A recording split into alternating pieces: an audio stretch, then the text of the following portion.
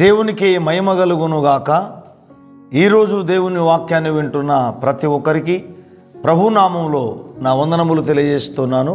రండి, ఈరోజు దేవుని వాక్య ధ్యానము కొరకు పరిశుద్ధ గ్రంథముల నుండి హెబ్రీయులకు రాసిన పత్రిక 11వ అధ్యాయము 5వ వచనాన్ని చదువుతున్నాను.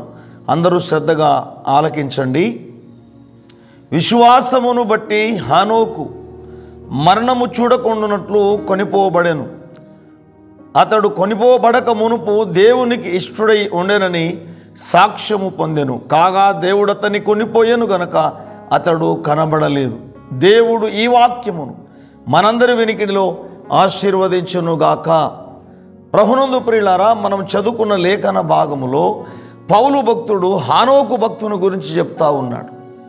విశ్వాసమును బట్టి హానోకు ఈ భూమి మీద జీవించినప్పుడు అతడు విశ్వాసమును బట్టి దేవునికి ఇష్టడుగా బతికిండట.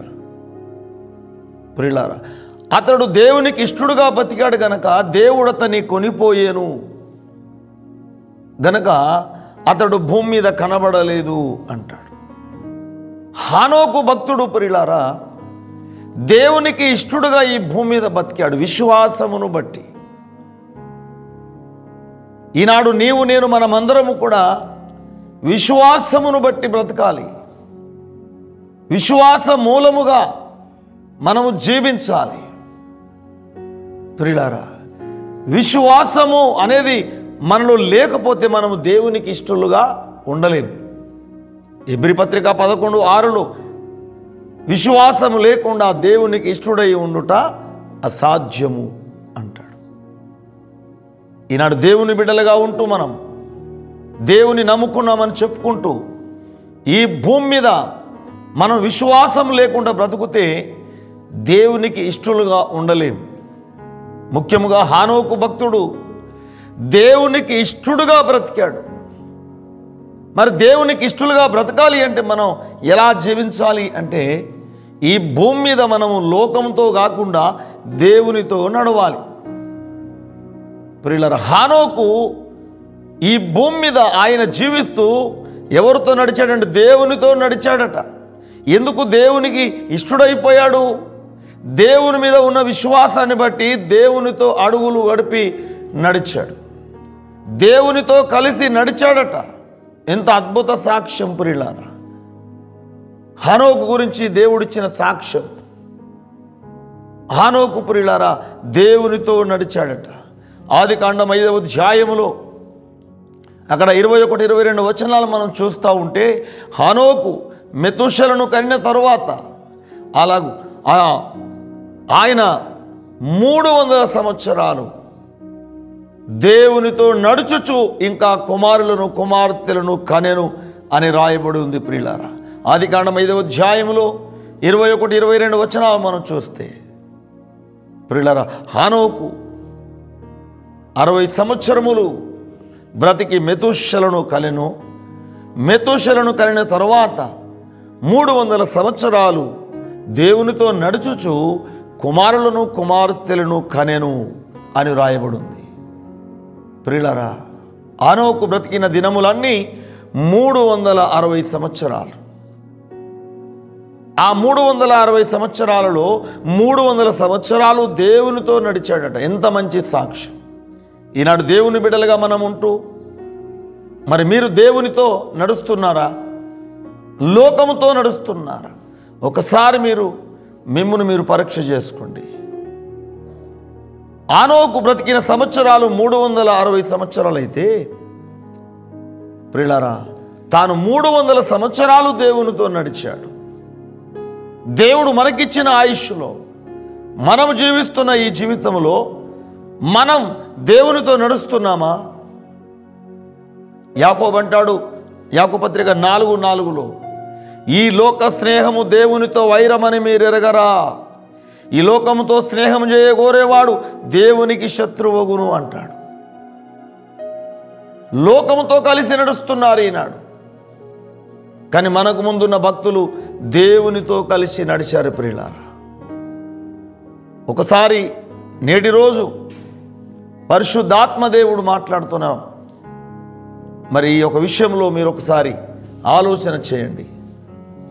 ఈ లోకంలో మీరు జీవిస్తూ దేవునితో నడుస్తున్నారా, లేక లోకంతోనే నడుస్తున్నారా? హానోకు గురించి దేవుడిచ్చిన సాక్ష్యం ప్రియులారా. హానోకు దేవునికి ఇష్టడుగా బతికాడు. మరణము చూడకుండానట్లుగా ఆయన పరలోకానికి వెళ్ళాడట.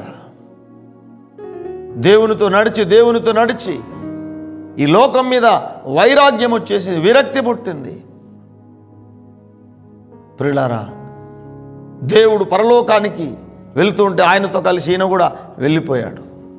పరిశుద్ధ గ్రంథములో ఇద్దరే ఉన్నారు మరణము రుచి చూడకుండా పరలోకానికి పరమునకు వెళ్ళిన వారు, హానోకు అలాగే హేలియా.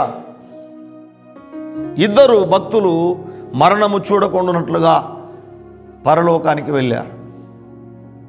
ప్రియులారా, ఈనాడు ఈ లోకములో మనం జీవిస్తూ దేవునితో నడవాలి.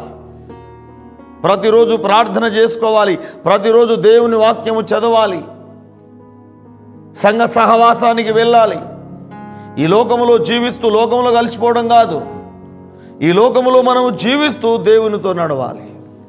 ప్రియ సహోదరి సహోదరుడా, నువ్వు ఈ లోకములో జీవిస్తూ క్రైస్తవుడుగా జీవిస్తూ లోకంతో కలిసి నడుస్తున్నావా, దేవునితో నడిచి కలుస్తున్నావా?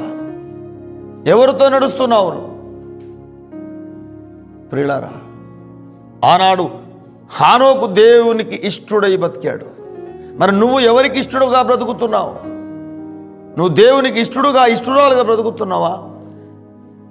అసలు నీలో విశ్వాసం ఉన్నదా? నువ్వు దేవునితో నడుస్తున్నావా?